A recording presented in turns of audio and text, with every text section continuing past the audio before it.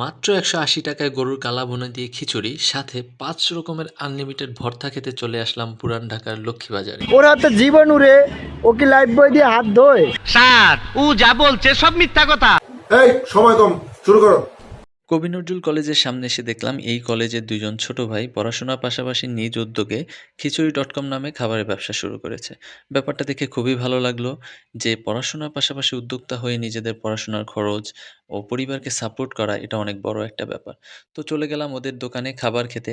আর হ্যাঁ, আমার সাথে দুজন মিসকিনও নিয়ে আসছি। এই যে দেখেন জিনিস দুইটা। চলুন দেখি কি কি খাবার পাওয়া যায় এখানে এবং দামই বা কত। সবসময় খোলা থাকে। সমস্যা হচ্ছে আপনার সন্ধ্যা 7টা থেকে রাত্র 2টা পর্যন্ত।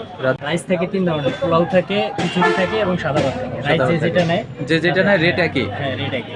আর সাথে আপনার মানে তরকারি যেটা নেয়, আচ্ছা, কোনটার কত করে রেট একটু বলেন? আপনার গরুর চুইঝাল দিয়ে হচ্ছে 150 টাকা। সাথে আপনার আছে, ভর্তা আছে, 5 থেকে 6 আইটেম থাকে। আচ্ছা, আর আপনার গরুর কালাভুনা দিয়ে হচ্ছে 180 টাকা।